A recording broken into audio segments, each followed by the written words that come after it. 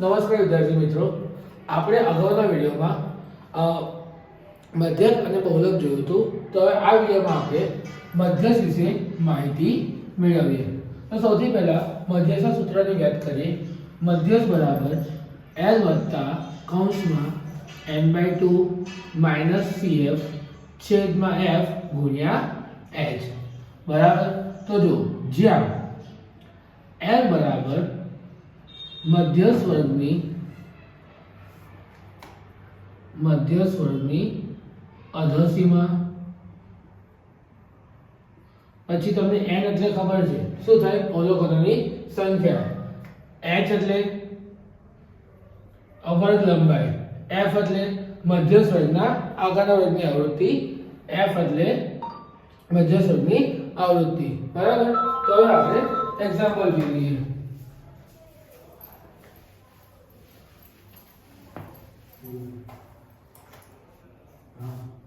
સ્વાધ્યાય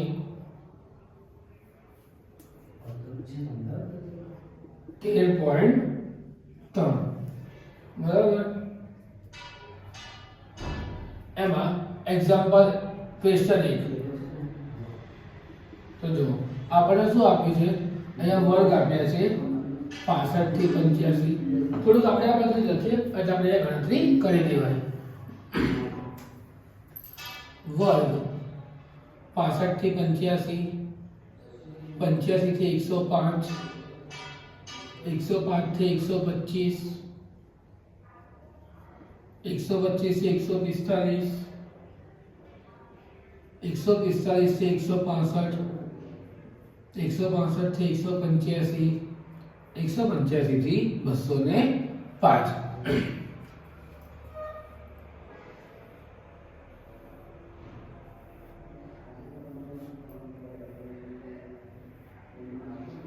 હવે આપણને અહીંયા આપી છે આવૃત્તિ તમારી થશે f 4, 5, 13, 20, 14, 8 અને 4.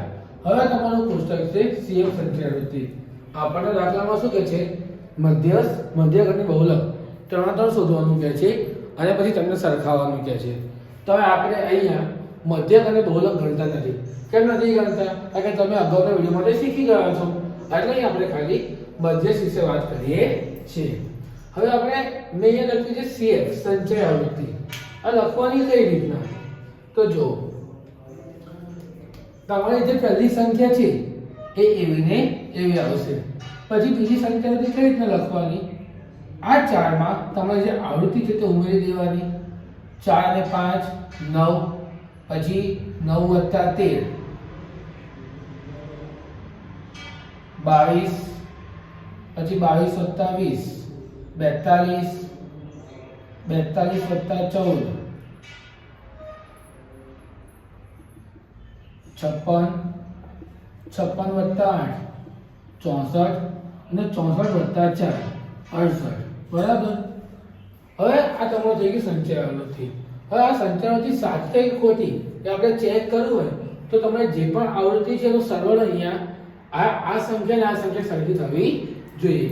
4 ને 8 12, 12 ને 14 26, 26 ને 20 36, 46, 46 ને 13 59, 59 ને 5 64 ને 4 68. એટલે કે જો આપણે સિગ્મા આપણે ખાલી આઉટનો સરવાળો કરીએ તો કેટલો થાય છે? 68 થાય છે. એનો મતલબ છે આ બંને સંખ્યા કેવી આવી ગઈ છે? સરખી આવી ગઈ છે. તો આપણે જે સૂત્ર હતું મધ્યસ્થનું બરાબર, સૌથી પહેલા આપણે સૂત્ર લખી નાખીએ. મધ્યસ્થ બરાબર L વત્તા n/2 માઇનસ CF છેદમાં F ગુણ્યા H આવું થઈ જશે બરાબર. તો હવે સૌથી પહેલા આપણે અહીંયા n બરાબર કેટલા છે? 68. ચલો પછી આપણે n/2 શોધવા પડશે સૌથી પહેલા, કારણ કે આપણે મધ્યસ્થ વર્ગ કયો છે એ નક્કી કરવા માટે આપણે શું કરીશું કે n/2 શોધીશું. 68 ના છેદમાં 2 ભાગાકાર કરો તો તમારો 34 જવાબ આવે. n/2 34 છે, એનો મતલબ છે તમારો મધ્યસ્થ વર્ગ કયો હશે આપણે હવે જોઈએ. તો તો જો આપણે આ 34 શેમાં જોવાના? તમારે જે સંખ્યા આવૃત્તિ આપેલી છે એમાં જોવાનું. આ 34 22 ને 42 ની વચ્ચે આવે ને, એનો મતલબ કે 125 થી 145 આપણે શું થશે? મધ્ય સ્વર થશે. 125 થી 145. તો હવે આપણે L ની કિંમત થશે 125. પછી x તમારા છે 20. CF કેટલા થશે? CF એટલે શું હતું કે આપણે જે મધ્ય સ્વર આપ્યો છે એના આગળના વર્ગની સંખ્યા આવૃત્તિ એટલે કે 22 અને f બરાબર 20 મધ્ય સ્વરની આવૃત્તિ. તો હવે આપણે ખાલી માત્ર ગણતરી કરવાની છે. તો ગણતરી કરી નાખીએ.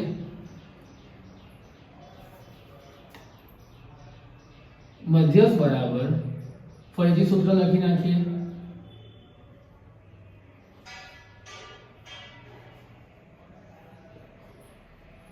જો L ની કિંમત 125, n/2 કેટલા છે તમારા? 34. CF ની કિંમત કેટલી છે? 22. F ની કિંમત 20. X ની કિંમત કેટલી છે? ફરીથી 20. તો 125. 34 માંથી 22 બાદ કરીએ કેટલા વધે?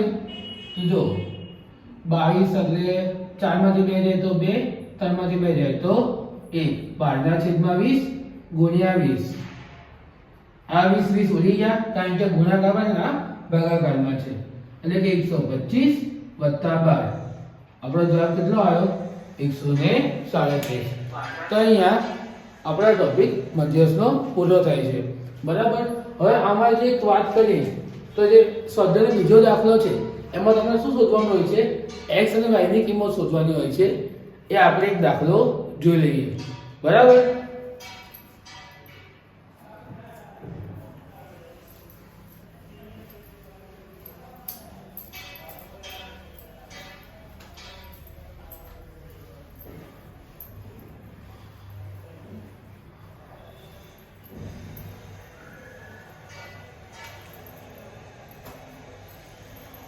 તો આપણે બીજા દાખલાની સંખ્યા લખી નાખીએ. આપણને ક્વેશ્ચન 2 એમાં વર્ગ અંતરાલ આપ્યો છે 0 થી 10, 10 થી 20, 20 થી 30, 20 થી 30, 30 થી 40, 40 થી 50, 50 થી 60.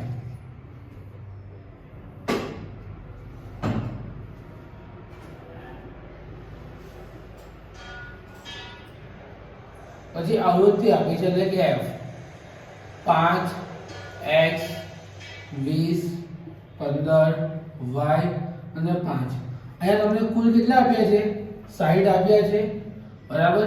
અને બીજી વસ્તુ આપણને આ દાખલામાં મધ્યસ્થ આપ્યો છે. મધ્યસ્થ છે 28.5. બરાબર. તો હવે આપણે આના પરથી x અને y ની કિંમત શોધવાની છે એ આપણે જોઈ લઈએ. ચલો અહીંયા શું આવશે તમારા? CF એટલે કે સંચય આવૃત્તિ. તો જો પહેલું જે છે તેનું તે લખવાનું, પછી બીજી કઈ રીતના લખવાની મેં શીખવાડી એમ આ સંખ્યામાં શું કરવાનું? તમે જે બીજી આવૃત્તિ છે તે ઉમેરી દેવાની. ત્રીજું લખવું છે તો 5 + x + 20 એનો મતલબ કે 25 + x. એ રીતના આપણે બધી સંખ્યા આવૃત્તિ લખી નાખીએ.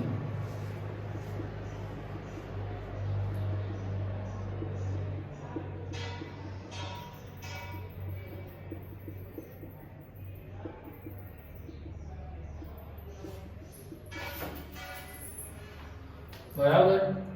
હવે જો અહીંયા આપણે x અને y ની કિંમત શોધવાની છે તો થોડુંક શું કરીએ કે જે છેલ્લી સંખ્યા આવૃત્તિ છે ને એમાં આપણે x + y ની કિંમત શોધી નાખીએ. બરાબર.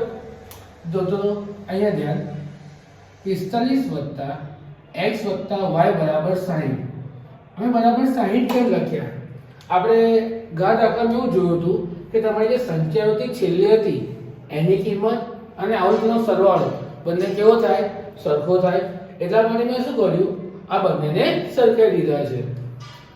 એનો મતલબ કે x + y બરાબર હવે આપણે ચલને એક બાજુ રાખીએ અને અચળ પદોને એક બાજુ રાખીએ. આ +45 છે બરાબર ને આ બાજુ આવે તો કેવા થઈ જાય? માઈનસ થઈ જાય.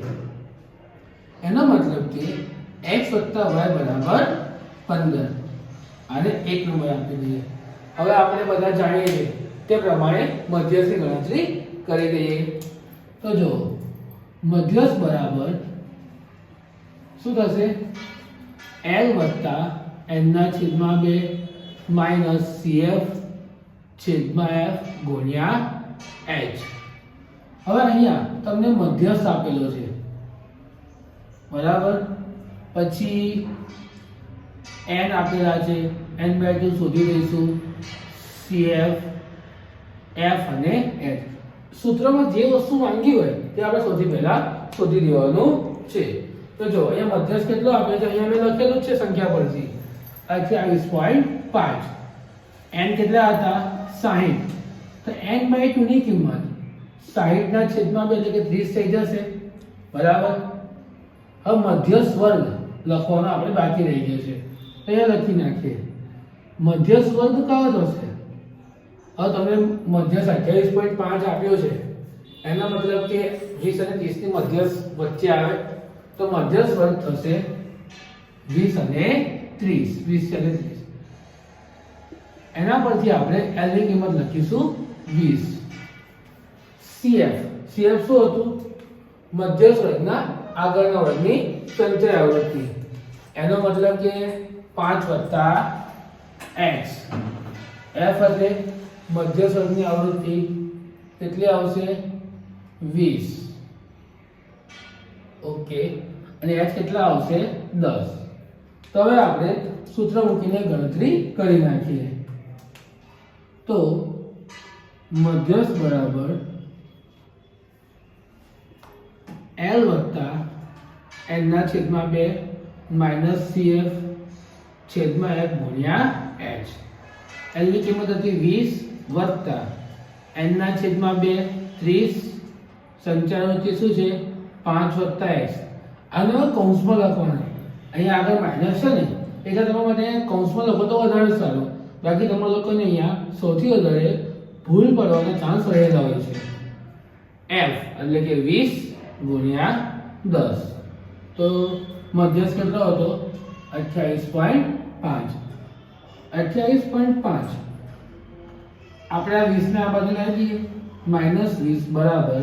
તો જો અહીંયા હું શું કરું છું? કૌંસને છૂટો કરું છું. 30 - 5 - x છેદમાં 20 ગુણ્યા 10. શું ગયું? શું ગયું? અને બાદબાકી કરીએ તો 8.5 આવશે. કઈ રીતના 8.5 આવી એ પણ આપણે અહીંયા સમજી લઈએ. જો 28.5 છે. આ 20 લખવાના કયા? ઘણા બધા છોકરાઓ શું કરે? 20 આ રીતના લખી નાખે છે, પછી 20 આ રીતના લખી નાખે છે. આ બધી રીતો તદ્દન ખોટી છે. લખવાનું કઈ રીતના? 20 તમે 20 પછી કોઈ સંખ્યા આપી નથી, એનો મતલબ કે તમે પોઈન્ટ મૂકીને 0 લખી શકો છો. એટલે કે 8.5 આપણી શું આવી? બાદબાકી આવી. 30 માંથી 5 જાય તો 25 - x છેદમાં 2. હવે તમે 8.5. હવે આપણે x ની કિંમત શોધવી છે.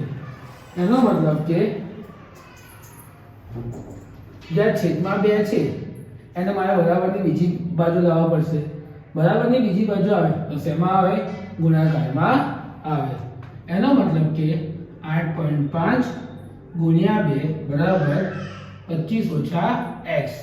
ગુણાકાર કરીએ તો જો હવે આ બાકી ભૂસી નાખું છું. 8.5 ગુણ્યા 2 કરવા હોય તો શું કરવાનું? આ દશાંશ સાથે લેવાનો. 85/10 ગુણ્યા 2/1. આ વસ્તુ તમે લગભગ ધોરણ 6 થી શીખતા આવો છો અથવા 7 થી. અંશનો અંશ સાથે ગુણાકાર, છેદનો છેદ સાથે ગુણાકાર. પહેલા 85 ગુણ્યા 2 કરી દઈએ. 2 × 5 = 10 0 વધી પડી 1 2 × 8 = 17 છેદમાં 10. ગુણાકાર કેટલો આવ્યો? 17 આવી ગયો આપણો. 17 બરાબર 25 ઓછા x. હવે અહીંયા શું કરીએ કે જે તમારો ચલ છે એની કિંમત શોધવી છે તેને કોઈ દિવસ માઈનસ ના લખાય. એ બરાબરની આ બાજુ આવે તો કેવું થઈ જાય પ્લસ. અને હવે શું કરવાનું ચલની કિંમત શોધવી છે તેને એકલા પાડવાના. 17 ને આપણે બરાબરની બીજી બાજુ લઈ જઈએ એટલે કે x બરાબર 8 જવાબ આવશે તમારો. આ તો આપણને એક જ કિંમત મળી આવૃત્તિ x ની બરાબર. પણ આ તમારી આવૃત્તિ બીજી બાકી છે કઈ y. તો x + y બરાબર 15 હતા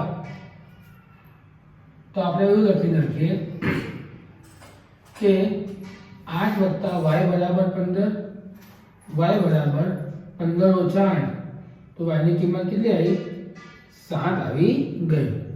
આ તમારી થઈ ગઈ x ની કિંમત. બસ આ બે જ મેથડ છે મધ્યજમાં. હવે તમને બીજો કોઈ દાખલા જાતે ગણો વિદ્યાર્થી મિત્રો. એમાં કોઈ પ્રોબ્લેમ હોય તો તમે કમેન્ટ સેક્શનમાં જણાવજો.